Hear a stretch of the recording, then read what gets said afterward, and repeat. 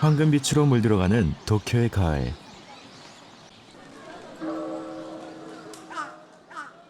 도쿄 시민들이 가장 사랑하는 우에노 공원에도 울긋불긋 가을빛이 내려앉고 있습니다.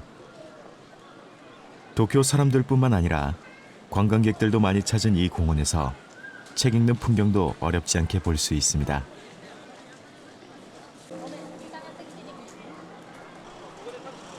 도쿄를 방문한 관광객들이 즐겨 찾는 곳 중 출판 인쇄에 관한 명소가 있는데요.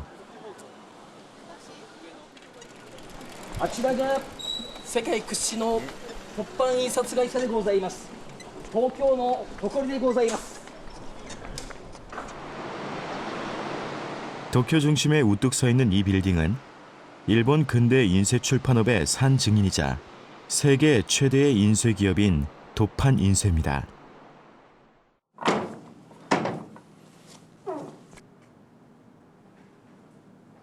이곳에 일본이 자랑하는 스루가 동활자가 보관되어 있는데요. 스루가 동활자는 일본 최초의 금속 활자입니다. 임진왜란 당시 조선에서 가져온 금속 활자를 바탕으로 1602년에 제작된 것인데요. 우리의 금속 활자 기술이 일본에까지 전파됐음을 알 수 있습니다.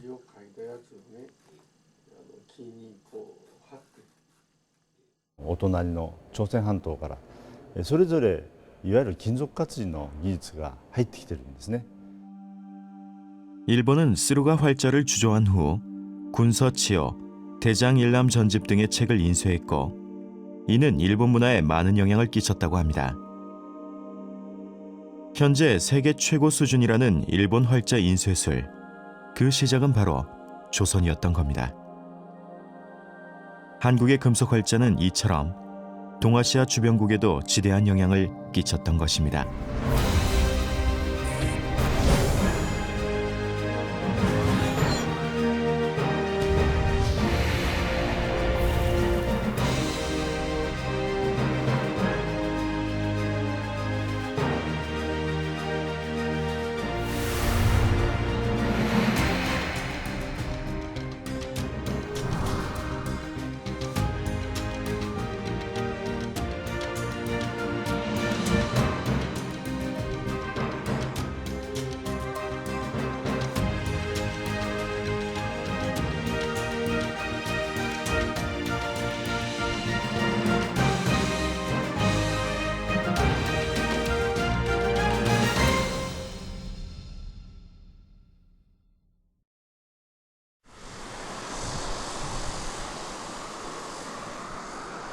가족과 함께 떠나는 역사 문화 여행. 오늘의 답사 주제는 금속 활자입니다. 자, 세계에서 가장 앞선 금속 활자를 아는 사람, 뭔지를 아는 사람 손 들어보세요. 아니면 발표해보세요. 직지입니다. 직지. 다 들어보셨죠? 우리 학생들 뭐라 했어요? 이번 답사는 고려시대 금속 활자가 보관된 국립중앙박물관에서 시작해 세계 최초의 금속 활자본 직지의 고향, 청주의 고인쇄 박물관을 둘러보는 일정입니다.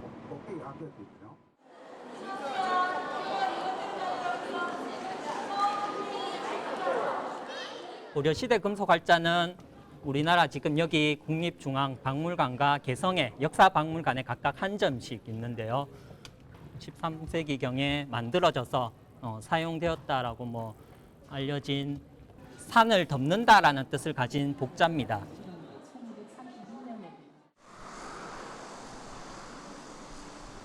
직지의 발견을 기념해서 만든 청주 고인쇄 박물관으로 향하는 중입니다. 그때 이미 이 사람은 이 책이 가장 오래된 금속. 하지만 안타깝게도 이곳엔 직지가 없습니다. 직지 인쇄본이 한국이 아닌 프랑스 국립도서관에 보관돼 있기 때문이죠. 대신 최근에 발굴된 증도가를 찍은 금속 활자가 전시돼 있어 눈길을 끕니다. 현각 스님이 지은 증도가에 대해서 남명천, 그러니까 법천 스님께서 주석을 단 그 책이 남명천 화상송 증도가입니다. 이 책을 찍을 때 사용됐던 증도가 활자는 아래에 보이는 것처럼 둥근 호명 활자가 있습니다. 여기에 지금 새롭게 발굴된 세계에서 가장 오래된 금속 활자를 보면서 아이들은 무슨 생각을 하고 있을까요? 오늘날의 한국을 있게 한 문화적 저력을 이 작은 활자에서 느낄 수 있을까요?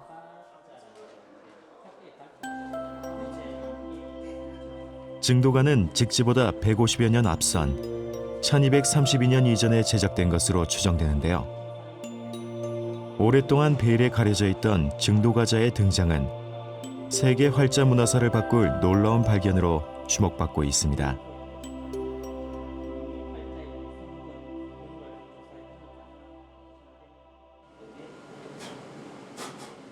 고인쇄 박물관 인근에 위치한 금속활자 전수관에서는 금속활자 제작법을 직접 체험할 수 있습니다.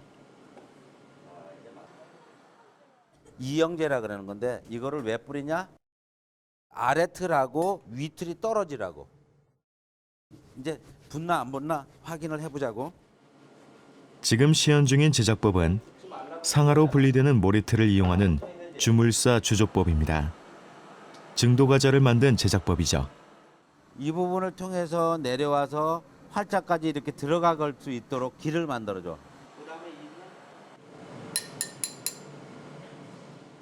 글자로 새긴 나무 조각으로 틀을 만들고 그 안에 뜨거운 쇳물을 붓습니다.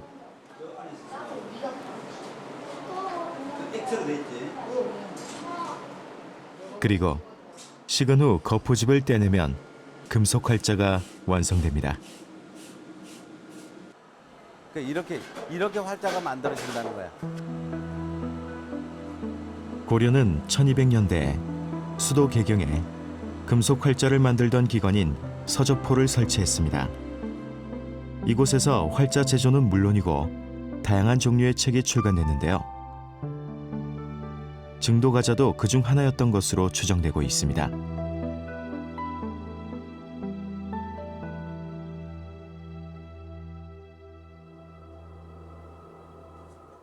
금속활자 연구가 이승철 박사는 증도가를 찍었던 금속활자의 다양한 쓰임새에 주목하고 있습니다. 특히 동국 이상국집의 서체를 증도가자와 비교 연구하던 중 동국 이상국집을 목판으로 인쇄했다는 기존의 학설을 뒤집는 매우 중요한 사실을 발견했습니다. 마찬가지로 동국 이상국집에서도 이번에 그 증도가자라고 알려진 고려 금속 활자 중에서 뒷면의 형태가 둥근 호명으로 생긴 활자들을 동국 이상국집에 나와 있는 글자들과 비교한 결과 동일한 그 활자로 찍은 글자들로 확인이 됐습니다.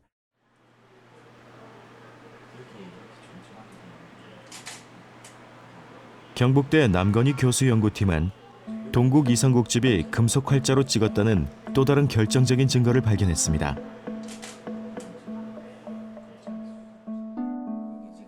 글자가 삐뚤게 찍힌 것과 이것이 제자가 이 줄 열로 보면은 이렇게 비뚤어져서 활자의 순서가 바뀌어 인쇄된 부분을 찾아낸 건데요. 이는 오직 금속 활자 인쇄본에서만 일어날 수 있는 것들입니다.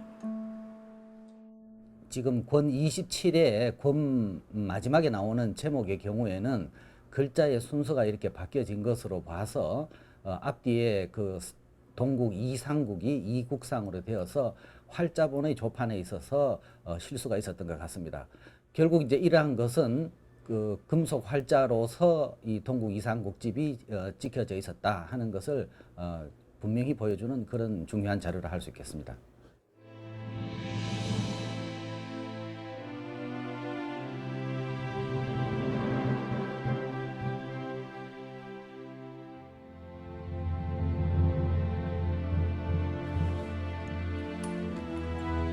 동아시아 최고의 인쇄 강국이었던 고려는 금속 활자 이전에 목판 인쇄를 널리 사용하고 있었습니다. 그런데도 금속 활자를 꼭 만들어야 했던 이유는 무엇이었을까요? 당시 고려 왕실과 최씨 정권은 몽골과 격렬한 전쟁을 치르고 있던 중이었습니다. 그런데도 동국 이상국집을 왜 목판이 아닌 금속 활자로 찍었던 것일까요? 금속활자 인쇄 효용성은 원하는 책을 갖다가 빨리 인쇄할 수 있다라고 하는 그런 장점이 있습니다. 동국이상국집을 금속활자로 간행한 것은 이규보가 이제 병을 얻게 되자 그가 이제 살아생전에 지었던 시문을 갖다가 하나의 문집으로 엮어서 죽기 전에 그에게 보여주고자 하는 그런 의도가 있었다고 추정해 볼 수 있습니다.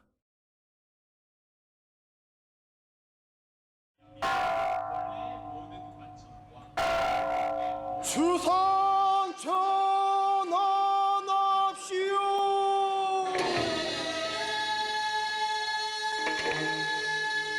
고려의 금속활자 기술은 조선시대에도 그대로 이어져 더욱 발전하게 됩니다.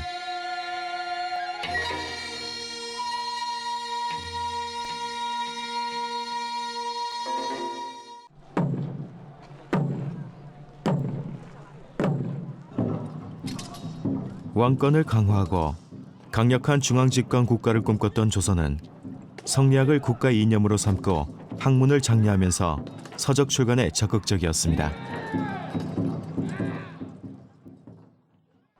조선 금속활자의 절정기는 세종대왕 때였습니다.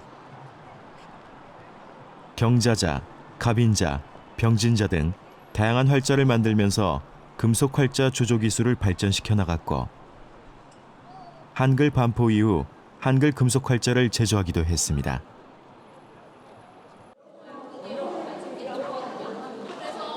국립중앙박물관에는 750여 개의 한글 활자를 포함해 조선시대에 만들어진 다양한 금속활자를 소장하고 있습니다.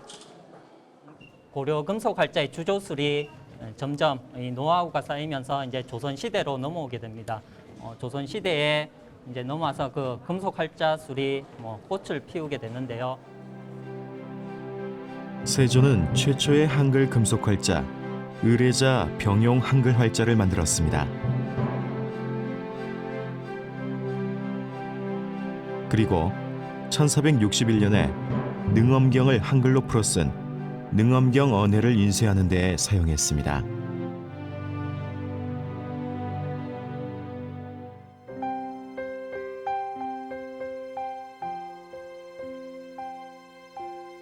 조선의 왕들은 간행할 책에 따라 다양한 재질과 형태의 활자를 조조해서 사용했습니다.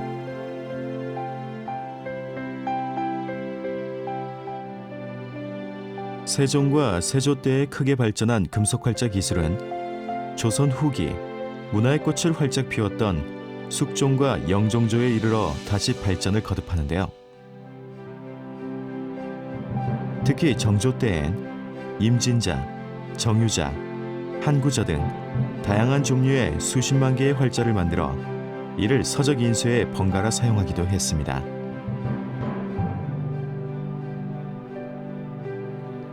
고려 시대의 인쇄 기술과 조선 시대의 인쇄 기술이 단절된 것이 아니고 그 기술은 쭉 연속선상에서 계속 개발되고 숙련되고 또 전승되어서 지식 정보와 관련되는 문화를 우리 사회에 퍼뜨리는 그 결정적인 역할을 한 것이 바로 금속활자본이라고 할 수 있습니다. 고려 시대의 지식과 정보의 전달자가 금속활자라면 현대에는 무엇이 그 역할을 대신하고 있을까요?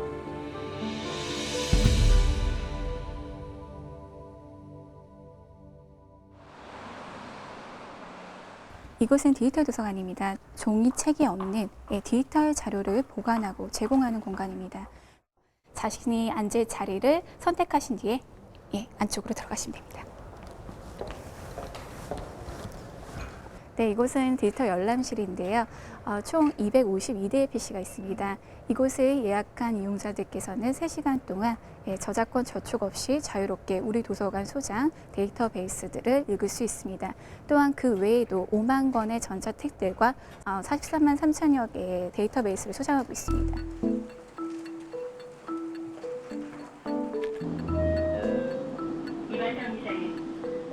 책이 없는 도서관에서 책을 읽고 휴대용 첨단 기기만 있으면 책을 볼 수 있는 시대가 됐습니다. 활자와 종이가 없는 책의 시대를 사는 우리들. 대학생 강성근 씨는 디지털 정보 시대를 살아가는 21세기 한국의 젊은이입니다.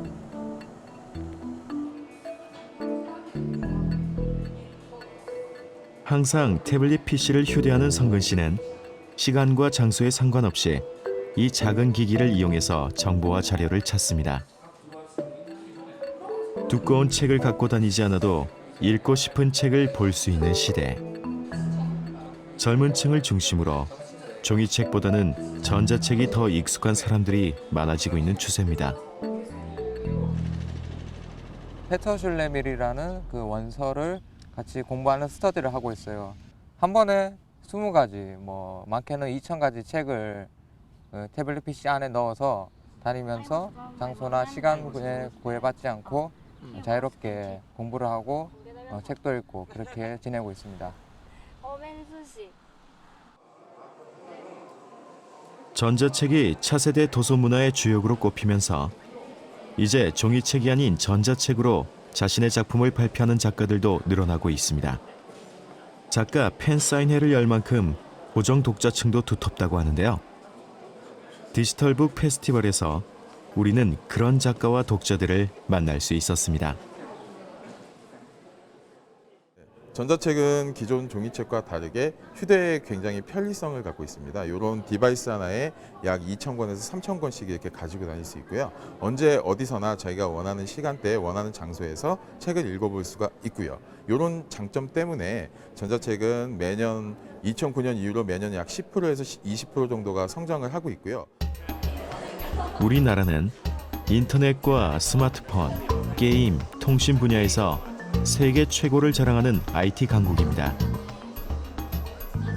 한국이 IT 강국이 된 건 정보를 기록하고 보존하는 매체의 변화를 일찍 예감하고 이 분야를 먼저 개척했기 때문입니다. 고려인이 세계 최초로 금속 활자를 만든 것처럼 말입니다. From Jigji, we move into a world where people started to read and print material became more easily available. People could then read rather than having documents solely the domain of priests or learned scholars. And from there you can say that it led to the current society with computers available everywhere, and now everybody has access to the internet, and so it has contributed to the advancement of knowledge. 고려인의 DNA가 IT 강국 코리아를 만들었고 21세기의 풍경을 바꿔놓은 것입니다.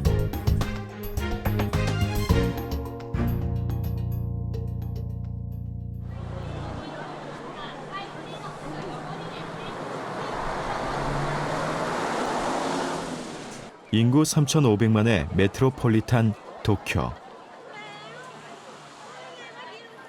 구역별로 수백만 명이 이동하는 거대 도시 도쿄에서도 예전과 많이 달라진 풍경들을 마주하게 됩니다.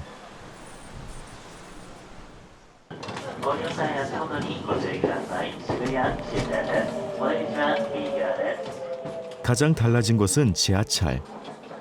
수년 전만 해도 지하철엔 책 읽는 사람들이 흔했는데 지금은 그 자리를 스마트폰이 대신하고 있습니다.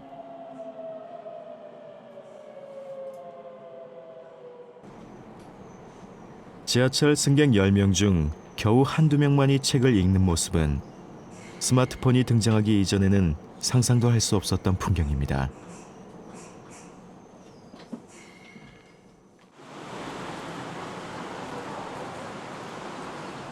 세계 최대의 고서점 거리 간다. 150여 개의 헌책방과 고서점이 밀집해 있는 이곳은 세계에서 가장 많은 책이 유통되는 거리입니다. 도서관에 없는 책도 간다 고서점 거리엔 있다는 말이 있을 만큼 일반 서적부터 희귀한 고서들까지 다양하게 구비되어 있습니다. 하지만 간다 거리도 예전만큼의 활기를 찾긴 어렵다고 합니다. 젊은이들의 손에 책 대신 스마트폰이 쥐어지면서 이곳을 찾는 사람들의 연령대가 점점 높아지고 있기 때문입니다.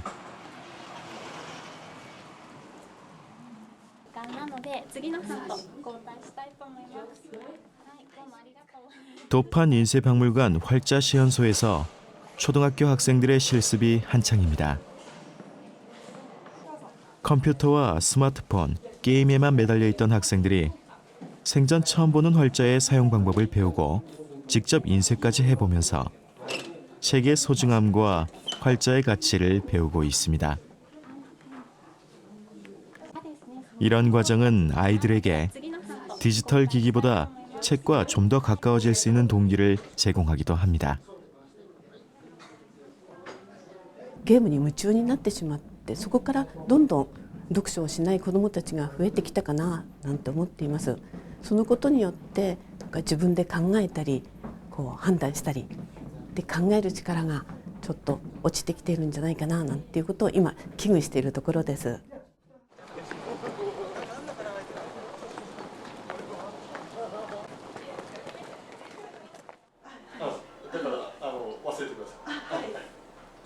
동경대 사카이 구니요시 교수. 언어뇌과학의 권위자인 사카이 교수는 사람의 뇌에는 문법, 문장, 단어, 억양 등을 이해하는 부분이 각각 별도로 존재한다는 사실을 밝혀낸 바 있습니다. 이러한 연구 결과를 근거로 뇌의 언어 지도를 만들어 뇌과학 연구의 새로운 분야를 개척하기도 했습니다. 사카이 교수 역시 디지털 기기로 정보를 받아들이는 것이 뇌의 학습 능력과 이해력에 한계가 있다며 디지털화의 문제점에 대해 걱정하고 있습니다. もしくはリンクをたどっていけばいろんな情報にアクセスできるというふうになった時に一つ一つをこう噛み締めて何度も読むとか、一回分かんなくてももう一回先を読んで戻って読み直すというようなことをこうだんだんこう嫌うようになるんですね。だからそうすると表面的な吸収だけで分かった気になるんですが実は何も分かってないと一番怖いわけです。 일본에서는 2005년부터 문자 부흥 운동이 시작됐습니다. 이 운동은 컴퓨터와 게임, 텔레비전과 스마트폰에 빠져있던 청소년들이 더 이상 책과 신문을 읽지 않으면서 지적 역량이 떨어지고 정서적 부작용이 생길 수 있다는 걱정에서 비롯됐습니다. 뿐만 아니라 경제와 과학기술 발전에도 큰 장애물이 될 거라고 봤습니다. 일본의 사회 지도층과 정계, 학계가 모두 나서서 아예 문자 활자 지능법이라는 법령까지 만들었다고 하니 그 절박함과 열기가 어느 정도인지 짐작할 수 있는데요.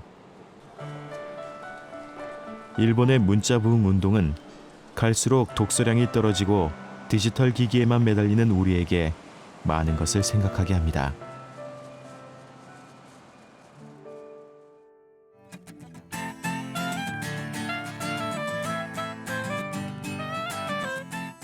중부 유럽의 중심 라이프치히.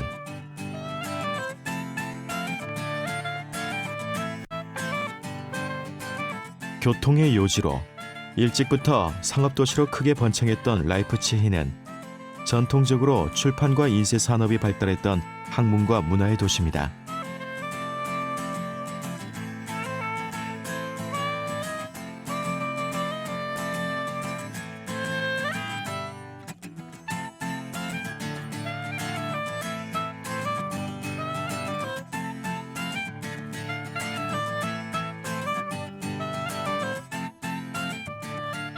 그래서 이곳 사람들의 책사랑은 지금까지도 변함없이 이어져 오고 있습니다.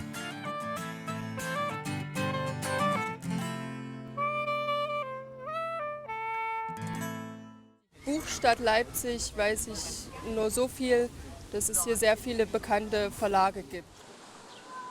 라이프치히 거리를 걷다 보면 다양한 서점과 출판 관련 시설들을 만나게 되는데요.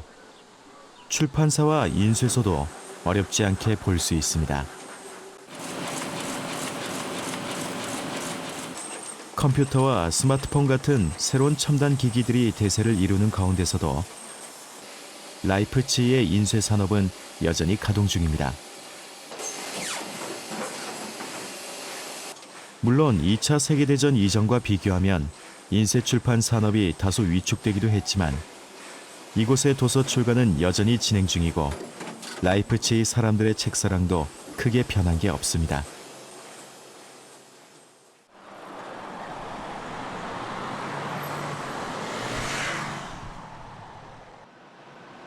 독일 못지않게 프랑스 역시 종이책에 대한 사랑이 남다른 나라입니다. 파리 주택가에 위치한 고서점 피카르의 대표 기욤 그렁쥐 씨.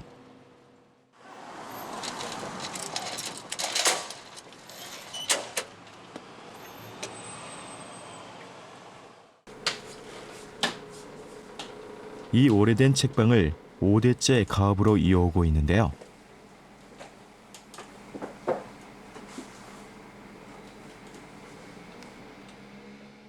Nous sommes ici dans la librairie Picard, qui est une librairie qui a démarré en 1869 par mon arrière-grand-père. Cette maison d'édition et librairie de livres anciens a continué à travers les générations et est un exemple d'une maison savante du 19e siècle. 서점을 빼곡히 채운 책들에서 우리는 인류가 쌓아온 문명의 위대함을 엿보게 됩니다. 책을 통해 우리는 그 시대의 기술력과 문화적 역량도 가늠해 볼 수 있습니다. 그런 이유로 우리는 활자와 종이책을 과거의 유물로만 돌릴 수 없습니다.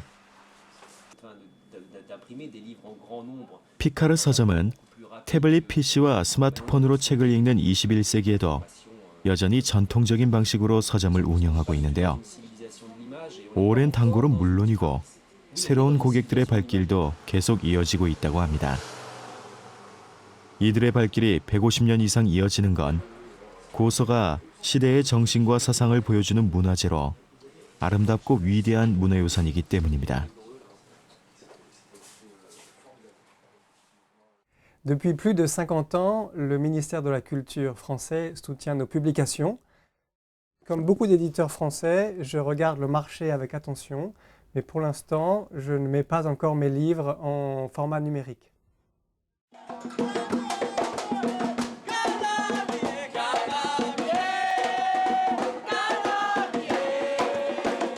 해마다 가을이면 파주 출판 도시에서는 축제가 열립니다.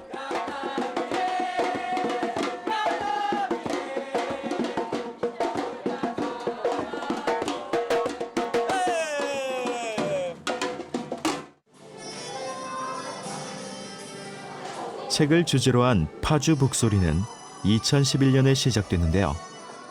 매년 100여 개의 출판사와 기관이 참여하는 아시아 최대 규모의 북 페스티벌로 성장하고 있습니다.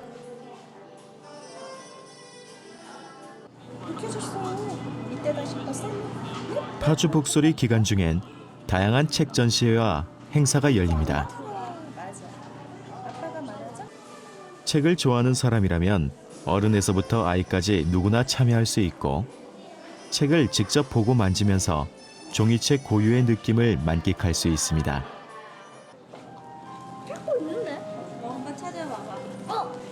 꼬마들도 책에 둘러싸여 있는 이 분위기가 좋은 모양입니다. 컴퓨터와 TV 등 영상 매체에 익숙한 아이들에게도 종이의 질감과 책의 향기는 정서적 안정감을 가져다 주나 봅니다.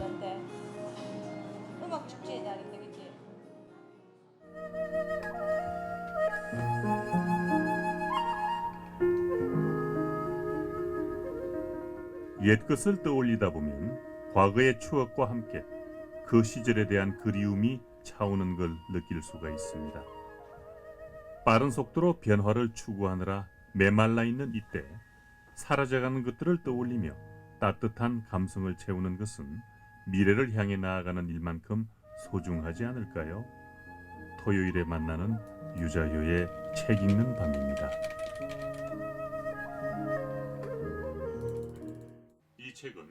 전직 방송 기자로 지금은 라디오 진행자로 활동 중인 시인 유자효 씨.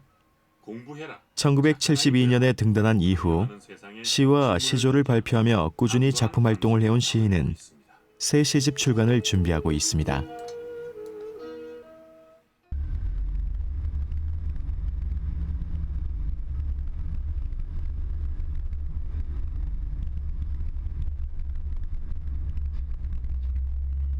제가 이곳 파주 출판 도시를 찾게 된 것은 제 40여 년 시업의 결산이라고 할 수 있는 시선집을 내기 위해서입니다. 그래서 저는 보다 의미 있고 좀 특징적으로 내고 싶은 생각이 있어서 오늘 활판 공방을 찾게 됐습니다. 선생님 안녕하십니까? 네. 고생이 많으시네요. 잘못다 하세요. 제 시선집 뭐 하시는데 별 문제는 없습니까? 네, 문제는 없습니다. 예. 활자를 혹시 새로 만들어야 된다거나 그런 네. 거는 있지 않을까요? 네. 이제 만들어서 뽑아 아, 나오니까요. 네. 교정해서 또 지니까요. 네. 네.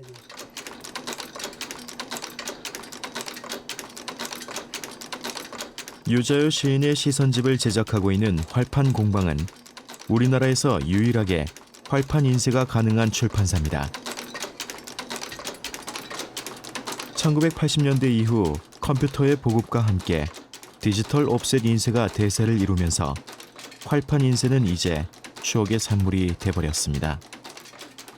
하지만 이곳은 여전히 납을 녹여서 활자를 직접 제작하고 조판과 인쇄도 모두 수작업으로 하고 있습니다. 16살 때부터 인쇄소에서 일했다는 정흥택 주조공. 평생을 활자와 함께했던 그가 새로운 시집을 만들기 위해 원고에 맞춰 활자를 하나씩 골라내고 있습니다. 손톱보다 작은 활자를 가지런히 조판에 배열하는 작업. 단순해 보이지만 고도의 집중력이 요구되는 활판 인쇄 장인의 영역입니다. 활판 공방의 활자 선반에는 한글 2200자, 한문 15,000자가 있는데요. 이 중에서 필요한 활자를 가려 뽑으려면 단연간의 경험과 기술, 노하우가 필요합니다. 선별한 활자는 원고에 맞춰 판을 짭니다. 이때 여러 기구들을 사용해서 순서와 행수, 행간과 자간 등을 일일이 조정해야 합니다. 인쇄 역시 예전 방식 그대로를 고집하고 있는데요. 활자 인쇄기는 한 번에 4쪽을 인쇄할 수 있습니다. 쉬운 길을 두고 이렇게 어렵고 복잡한 길을 택한 것은 디지털 인쇄와는 다른 활자 인쇄 고유의 맛을 살리기 위해서입니다. 뿐만 아니라 오랜 역사를 이어온 활자 인쇄의 문화적 가치를 지키기 위해서기도 합니다. 우주인이 먹는 알약 하나란에 그 일주일 동안 먹을 수 있는 모든 영양분이나 이런 이제 그건 다 들을 수 있지만 그것을 안 먹고 사람들이 그 이제 맛있는 그 맛을 찾아 떠나듯이 책 한 권 안에도 이제 모든 정보의 양이나 질은 이 책 한 권 안에 다 들어갈 수 있지만 디지털 그 책으로 만든 거 안에 이 활자로 만든 책만의 고유한 맛이 있기 때문에 사람들이 그것을 찾고 그에 대한 가치를 어렵고 긴 여정을 밟아 완성된 활판 공방의 시집들입니다. 2008년부터 100권을 목표로 한 권씩 차곡차곡 출간하고 있는데요. 누구나 간편하게 책을 만들 수 있는 시대에 이처럼 사람의 손길과 땀이 켜켜이 배어있는 활자책의 가치는 그 어떤 것과도 비교할 수 없을 겁니다. 이름하고 어드레스랑 전화번호 이 사이 행간도 다시 한번 봐줬으면 좋겠습니다. 좀 더 넓게요? 그러니까 예, 그 인테리어를 하나 더 넣어가지고. 활판 공방엔 글자 디자인을 공부하는 학생들이 찾아오기도 합니다.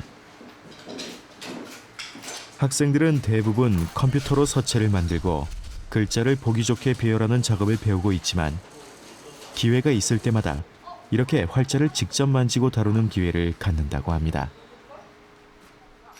프린트 기를 써서 나오는 거는 좀 너무 깔끔한 면이 있는데 이거는 인쇄를 처음부터 끝까지 다 수작업으로 하는 거라서 좀 사람 냄새가 나는 작업인 것 같아서 재미있어요. 그렇다면 예비 디자이너들에게 활판 인쇄 수업은 어떤 의미가 있는 걸까요? 요즘 사람들 손으로 글씨 안 써요. 디자이너들이 다 써줘야 돼요. 네. 여러분들은 사회 글씨를 다 써주셔야 돼요. 근데 이제 왜 이런 기초적인 작업을 하냐면은 실제로 자기 손으로 글자를 만지고 그 글자 사이의 공간이라든지 그 행과 행 사이의 공간을 실제 손으로 만지면서 익히는 이런 작업이 디지털로 처음부터 조판 연습하면은 그런 부분 대부분 묵인되기 쉽습니다.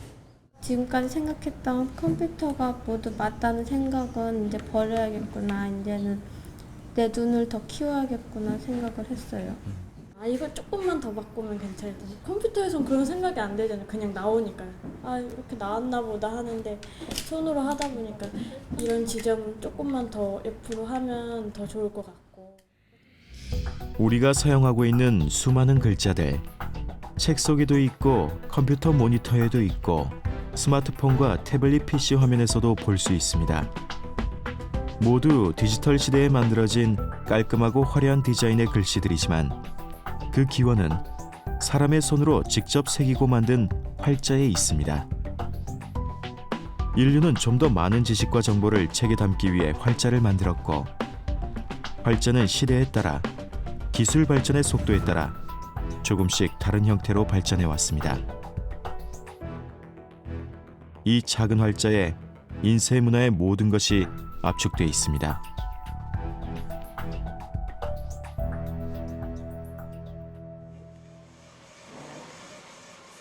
증도 과자를 비롯한 금속 활자는 어떻게 만들어졌을까요? 우리 조상들은 활자를 만드는 법도 기록으로 잘 남겨뒀는데요. 조선 중기 학자 성현이 쓴 용제 총화에 남아있는 고려 금속 활자 제작법을 토대로 대구 MBC 제작팀은 증도 과자의 복원을 시도했습니다. 중요 무형문화재 이민호 금속 활자장이 필요한 글자를 나무로 깎는 어미자 새기기 작업을 하고 있습니다.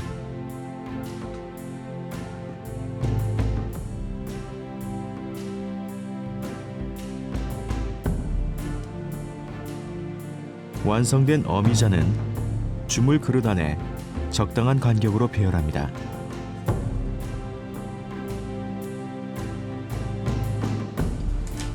그 위에 모래를 채워서 글자의 틀을 뜹니다. 활자의 주물틀이 완성된 거죠.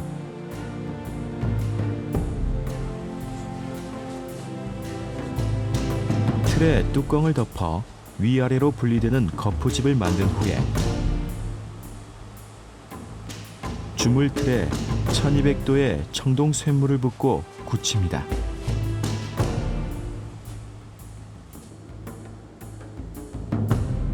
이제 거푸집을 분리하고 잘 굳은 활자를 꺼내 정리하면 고려시대 방식으로 제작된 금속 활자가 완성됩니다. 이 주조법은 고려시대 금속화폐 해동통보를 만드는 것과 같은 방식입니다. 이는 고려가 중국이나 다른 나라의 영향을 받지 않고 독자적으로 금속 활자를 제작해왔음을 보여주고 있습니다.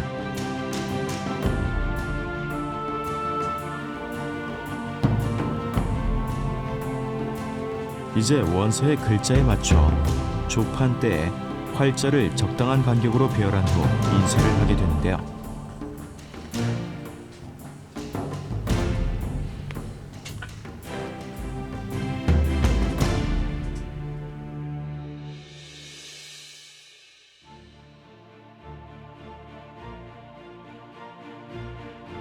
대구 MBC 제작팀은 증도가를 찍은 금속 활자가 발굴되면서 세계 최초의 금속 활자본 증도가를 800여 년 만에 복원할 수 있었습니다.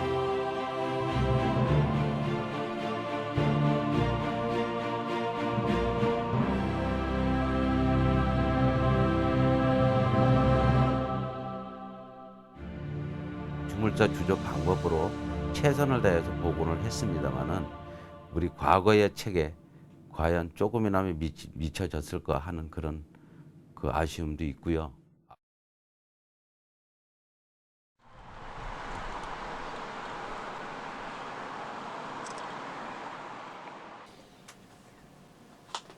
독일 구텐베르크 박물관의 관장을 역임했던 벤츠 박사는 그 누구보다도 금속 활자에 애정이 많습니다. 제가 하니까 이 밑에 이제 목이 막 보이는 거예요. 이거는 조작할 수 없는 부분이거든요. 같은 거를 좀 증도가자를 발굴한 서지학자 남건희 교수와 전 구텐베르크 박물관장 벤츠 박사가 만났습니다. 한 글자가 몇 글자의 남건희 교수는 직지보다 더 오래된 금속 활자가 최근 새롭게 발굴된 사실을 알려줬는데요. 벤츠 박사는 구텐베르크의 금속 활자보다 무려 200여 년이 앞선 증도가자의 발굴 소식도 놀랍지만 세계에서 가장 오래된 금속 활자를 육안으로 확인하면서 큰 감동을 받기도 했습니다. 그리고 금속 활자를 발명하고 다양하게 활용했던 고려의 문화적 역량에 놀라움을 표하기도 했습니다. 국가에서는 빨리 여러 책을 만들려고 활자를 사용했고 속도를 면해서 그것을 지방에 이렇게 내려줘 가지고 지방에서는 다시 목판으로 새겨서 보급을. Also das ist ja schon von der Technik her ein sehr hoher Standard und es ist sehr ausgeklügelt. Man hat sehr vieles auch schon überlegt und dabei bedacht und gleichzeitig durch diese Erläuterung, wie stark das auch in der Gesellschaft eben doch auch verankert war und also dadurch bestimmt wurde, soziologisch gesehen. 구텐베르크의 금속 활자가 세계 역사의 흐름을 바꿨듯이 고려의 금속 활자는 인류 문명의 새 장을 연 놀랍고도 획기적인 발명품이었습니다. 그만큼 금속 활자는 강력한 문화적 파급력을 지니고 있었고 그 영향력은 지금까지 이어지고 있습니다.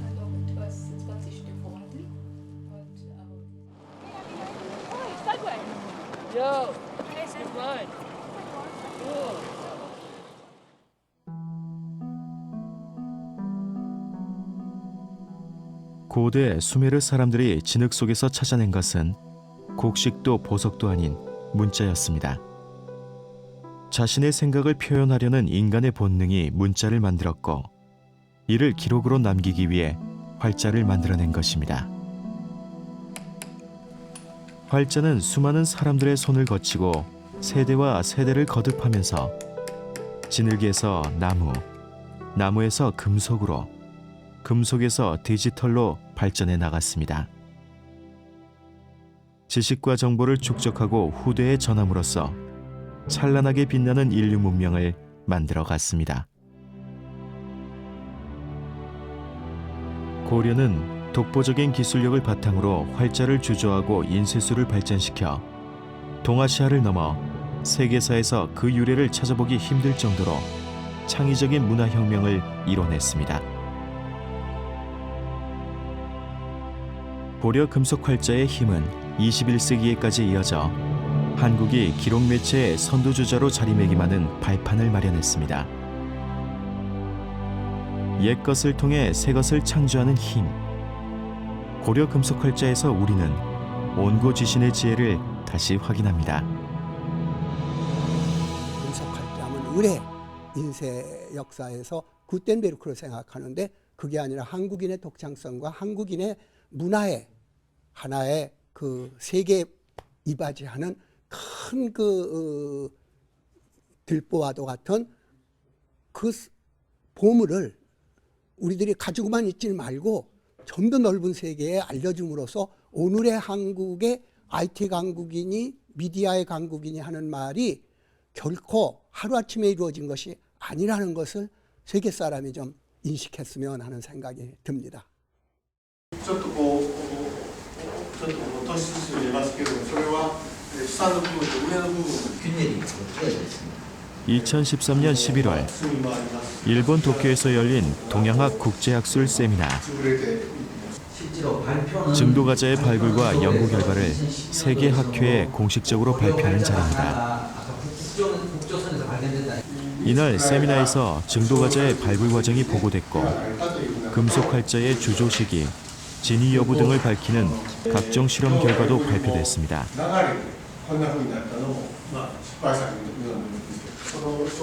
이로써 증도가자는 세계 학회에 그 모습을 공식적으로 드러냈습니다. 세계 최초의 금속 활자의 위치를 다시 정립하고 활자 인쇄 문화사를 새롭게 쓸 첫걸음을 시작한 것입니다.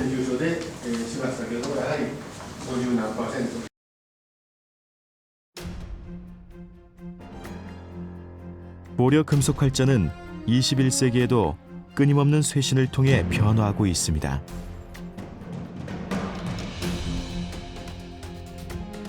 과거 없는 현재와 미래가 없듯이 우리는 낡고 오래된 활자를 통해 새로운 것을 꿈꾸고 혁신을 꾀할 수 있습니다. 현대를 살아가는 우리에게 활자는 오래된 미래인 것입니다.